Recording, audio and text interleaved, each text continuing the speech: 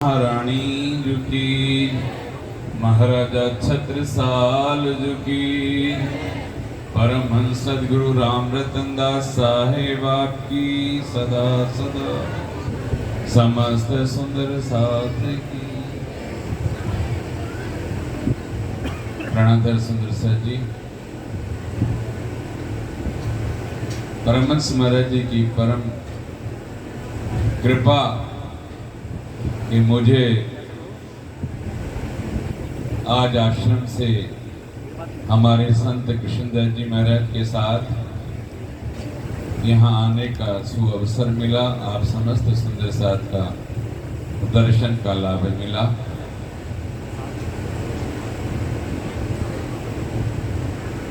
मैं अपनी बात शुरू करूं उससे पूर्व में एक प्रार्थना आपसे कर दूं कि आस्वास्थ्य थोड़ा ठीक नहीं है, पर फिर भी प्रयास करूंगा कि प्रथम बार आपके दर्शन का लाभ मिला है तो जरूर से जरूर कुछ बात आपसे निवेदन करूं।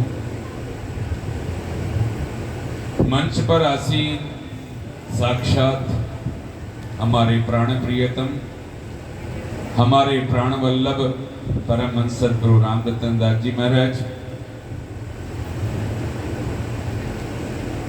उनकी बाईं और श्री कृष्ण प्रणामी मंदिर राजनगर वाले महाराज जी, तो स्वास्थ्य उनका भी ठीक नहीं था, वो चले गए हैं अभी। और श्री कृष्ण प्रणामी मंदिर निजानंद आश्रम देवबंद से श्री 108 राजदास जी महाराज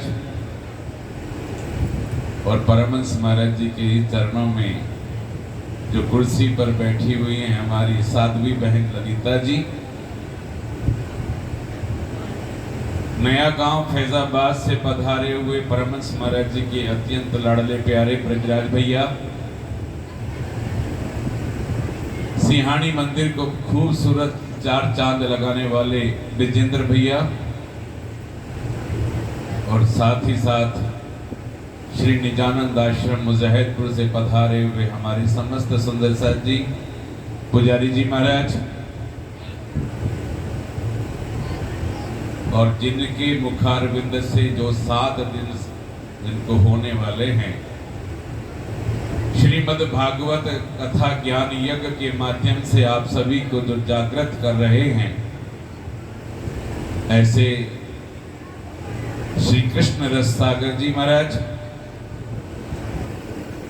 सुखानंद जी महाराज, और भजनों के द्वारा जिन्होंने परमहंस महाराज जी के लिए हर वक्त सेवा में उपस्थित रहते हैं, ऐसे हमारे रमेश भाई, राजू भैया जो आप ही के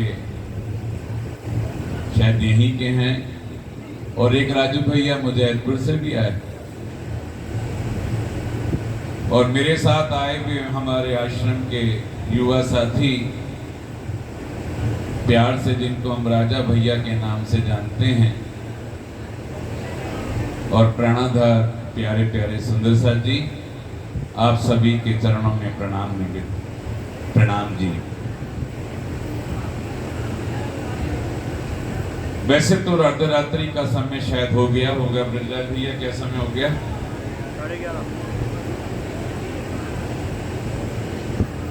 11:30 बज गए।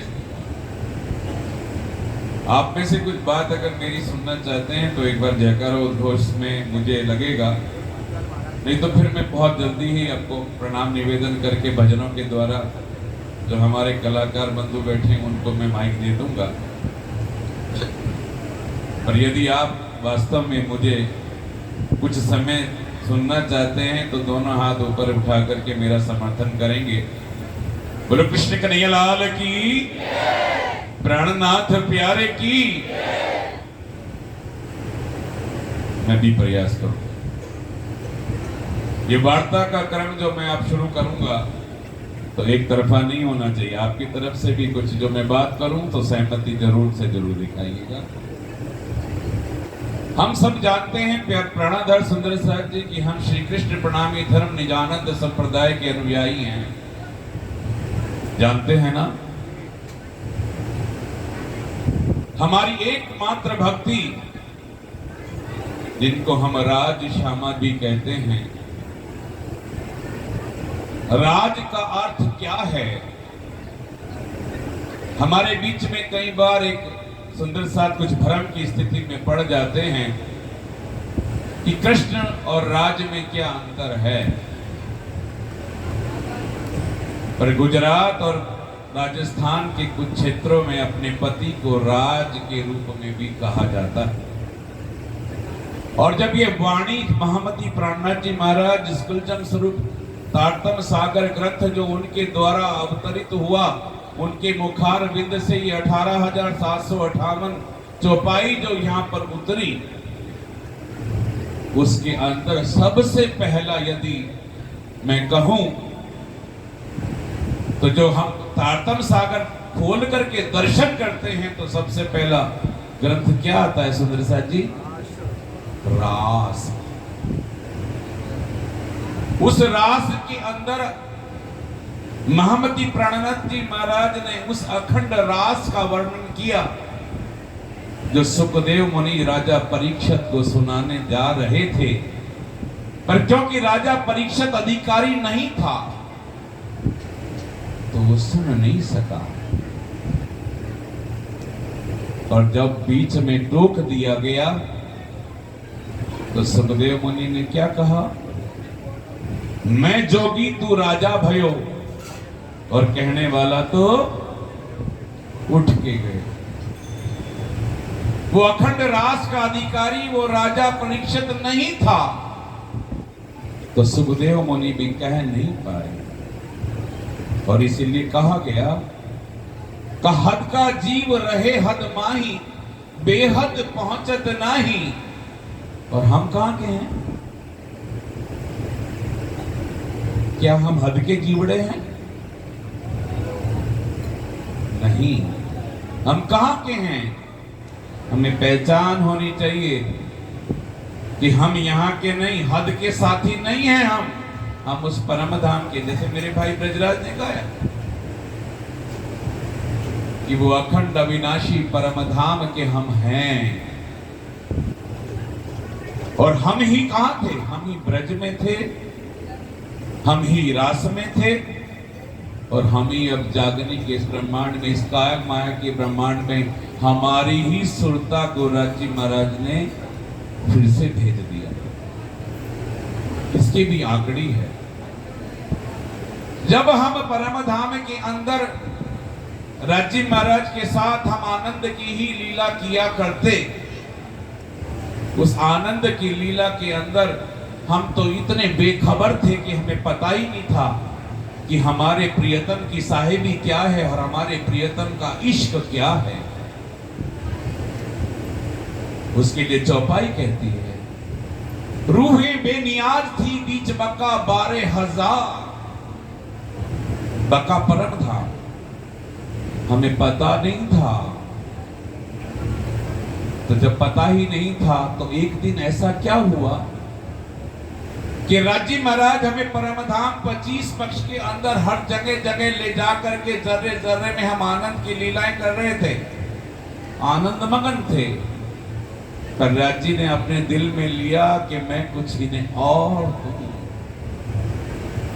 इन्हें दिखाऊं अपना इश्क और दिखाऊं अपनी साहिबी। और वाणी ने कहा, पहले आई हक के दिल में, पीछे आई माही नूर, ता पीछे हादी रूहन में, यों कर हुआ ज़हूर। वो अक्षर ब्रह्म अक्षरधाम से नित्य प्रति हमारे धनी को प्रणाम करने के लिए आया करता है। पर उसी दिन ऐसा क्या हुआ कि राजी महाराज ने जब तीसरी भौम की पड़साल में हम रोज गाते हैं, तीसरी भौम में बैठे हुए थे, झरोके के सामने वो रोज आते थे और आ करके प्रणाम करते थे। धनी नजर घुमा करके अपनी नजरों से सींच देते थे, वो प्रणाम करके पीछे चले जाते थे। पर उस दिन क्या हुआ, मैं आपको आपकी ही बात याद करा रहा हूं। ध्यान बिल्कुल इधर रखेंगे तो आनंद आएगा और आपको आपकी याद आएगी कि हम कौन हैं। वृथा की बातों में जाएंगे तो छूट जाएगा। तो हमें क्या हुआ, उस दिन हमने पहली बार किसी एक और दूसरे पुरुष को देख लिया। वो भी हमारे प्रियतम की तरह ही है, राज्य की तरह ही वो भी दिखता है, पर उसका काम क्या है? राज्य तो सिर्फ आनंद की लीला परम धाम में करते हैं, पर वो सतन क्या करता है कि ऐसे ऐसे करोड़ों ब्रह्मांडों की रचना करके पल में देख के छिन में उड़ा देता है। उसके लिए पल भर का काम है। वो रोज प्रणाम करने के लिए आया करते। आज सखियों ने देख लिया कि ये कौन, उत्कंठा उत्पन्न हो गई, उत्सुकता जगी कि ये कौन है धनी। और अक्षर ने भी हमें पहली बार देख लिया। उसको भी नहीं पता था कि राजी महाराज इस अखंड परम धाम के अंदर वो क्या लीला करते हैं। और जैसे हमें देख लिया तो उसके मन में भी इच्छा हो गई कि राजी लीला क्या करते हैं। तो साबित हो गई कि राज्य दिखाना चाहते हैं। राज्य ने कहा ये मेरा ही सत अंग है, ये करोड़ों ब्रह्मांडों की रचना करता है, पल में देख के छिन में उड़ा देता है। ये क्या होता है? ये झूठा खेल बनाता है। ये झूठ क्या होता है? क्योंकि अखंड परम धाम में तो सब कुछ चेतन है, वहां कुछ भी नाश नहीं होता। उस अखंड की भूमि में हमें नहीं पता था ये झूठा खेल क्या है, ये कैसे ब्रह्मांड बनते हैं और मिटते हैं। तो हमने कहा था नहीं, ये क्या करता है हमें दिखाओ। पर हमें उपजाने वाले भी कौन? हमारे प्रियतम ने ही उपजाया।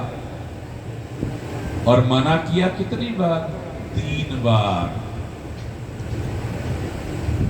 तो जब 3 बार मना किया ना, तो 3 ही ब्रह्मांडों के उन्होंने भेज भी दिया।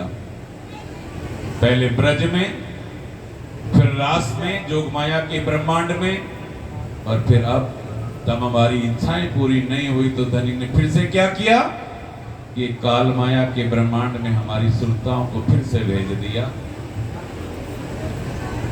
इस काल माया के ब्रह्मांड के अंदर हमारी सुरता जब आई, और सुरता कैसे आई? आपने सुना होगा कि सुरता आ गई। ये सुरता क्या है भाई? आप पिक्चर देखने जाते हैं, 2.5 घंटे की एक मूवी के अंदर को आप किसी पात्र से अपने आप को इतना जोड़ लेते हैं कि जब वो हंसता है तो आप भी हंसते हैं, वो रोता है तो आप भी रोने लगते हैं। एक तादाद में बाप का उसके साथ बन जाता है। ऐसे ही उस अखंड परम धाम मूल मिलावे के अंदर, मूल मिलावे से और भी बैठक है हमारी, और भी लीला स्थली है परम धाम में। पर जब विशेष काम हुआ तो हम मूल मिलावे के अंदर बैठ गई, और ये मूल मिलावा ही है सुंदर साथी। ये इस नासूद का मूल मिलावा है जो आप धनी के चरणों में बैठ करके ये ब्रह्म चर्चा सुन रहे हैं। तो उसमें क्या हुआ कि हम वैसे रोज जब बैठती थी ना, तो 6000 कौन सी? तामसी, 4000 राजसी और 2000 स्वांतसी। हम ऐसे 12000 वहां पे थी।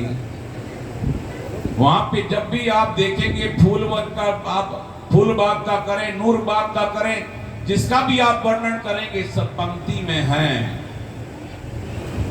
हम भी वहां तीनों घेरों में बैठती थी, 6, 4, 2 के घेरे, 3 घेरे।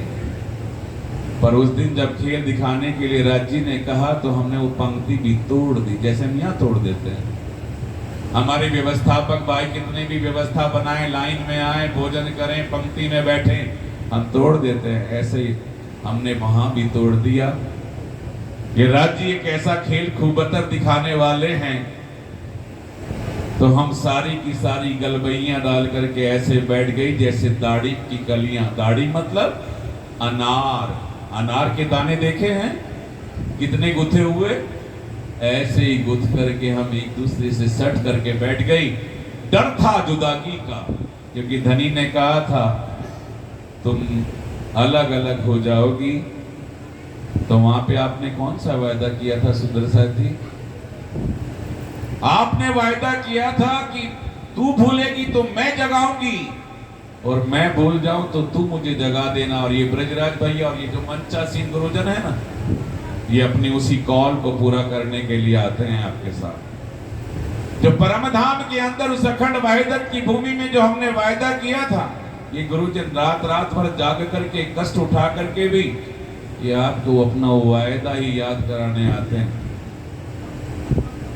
तो जब हम अपने उस वायदे को याद कर लें, और धनी ने जब हमें इस खेल में भेजा, तो खिलवत ग्रंथ का जब आप धनी के मुखारविंद से वो प्रकट होता है, तो पहली ही चौपाई आती है, ऐसा खेल दिखाइया मांग लिया है हम, अब अरज कैसे करूं कहोगे मांग्या तुम। ये धनी मंगाने वाले भी आप हैं, इच्छा के अंदर उपजाने वाले भी आप हैं। नहीं तो हम तो बेनियाज थे, हमें नहीं पता था, पर हमने वायदा किया था। ये धनी 1000 बार आजमा के देखो, हमारा इश्क बड़ा है धनी, हम आप तो बहुत इश्क करती हैं, हम आपके आशिक हैं, आप हमारे माशूक हैं, पर हम सब भूल गई। और हुआ क्या? अलग अलग परिवार, अलग अलग जाति रंग भेद में आकर के आज भटक गई। पर सुंदर साहब जी याद रखना, हम उस अखंड परम धाम की हैं, और ये सत्य मानिए कि यदि आपकी निस्बत ना होती तो आप यहां होते भी नहीं। बोलो कृष्ण कन्हैया लाल की। मानते हैं? मानते हैं तो हाथ उठाइए कि हाँ, हम अखंड परम धाम की हैं, हम उस अखंड वाहिदत की भूमि की ब्रह्म प्रियाएं हैं। तो एक काम तो राज्य भी नहीं कर सकते, एक काम राज्य भी नहीं कर सकते, आप नीचे कर लीजिए, कि वो हमें अपने से जुदा नहीं कर सकते। तो जब हमें अपने से जुदा नहीं कर सकते, तो ये तो बात पक्की मानिए कि वो हमें छोड़ेंगे नहीं। और जब हादी सदगुरु परमहंस महाराज जी के रूप में आकर के हमें मिल गए, और जब हाथ थाम करके ले जाएंगे ना, तो निश्चित मान लीजिए हमसे हो सकता है हाथ छूट जाए, पल्ला छूट जाए, पर सदगुरु तो हाथ कभी छोड़ने वाले नहीं हैं। तो ऐसे आप उस परम धाम की अनन्य प्रेम लक्षणा भक्ति वाली ब्रह्म प्रियाएं हैं। बस आपसे एक ही प्रार्थना है, क्योंकि राजी महाराज हमारे प्रियतम हैं, हमारी भक्ति जो है आशिक और माशूक वाली है, और एक पतिव्रता स्त्री अपने पति के अलावा और किसी के प्रति समर्पित नहीं होती। तो आज हम जब तारतम के द्वारा जग गए, हमें पहचान हो गई अपने राज्य अपने प्रियतम की, और फिर भी यदि हम दूसरे देवी देवता या कहीं और जाते हैं, तो उस भक्ति को कहा जाता है व्यभिचारिणी भक्ति। उस व्यभिचारिणी भक्ति से राज्य प्रसन्न नहीं होने वाले हैं। एकमात्र समर्पण अपने पति के प्रति अगर हम रखेंगी, तो निश्चित मान लीजिए कि वो हाथ पकड़ के हमें ले जाएंगे, अखंड परम धाम के अंदर हमें खड़ा कर देंगे, हमारी सुरता वहां जग जाएगी। अपनी वाणी को विराम देने से पहले आप सभी को एक निमंत्रण दे दूं। 21 तारीख, आने वाली 21 तारीख गुरु पूर्णिमा पर्व है। आप समस्त सुंदर साहब जी 20 को ही आ जाएं तो और भी अच्छा, नहीं तो 21 को सुबह भी आ सकते हैं, आकर के आनंद लेंगे। अखंड पारायण जारी रहेगा पूर्णाहुति के साथ। उस दिन हम अपने सदगुरु का पूजन करेंगे।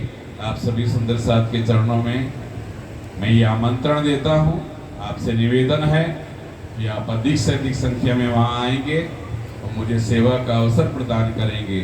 इन्हीं शब्दों के साथ मैं अपने प्रणाम आपके चरणों में निवेदित कर रहा हूँ।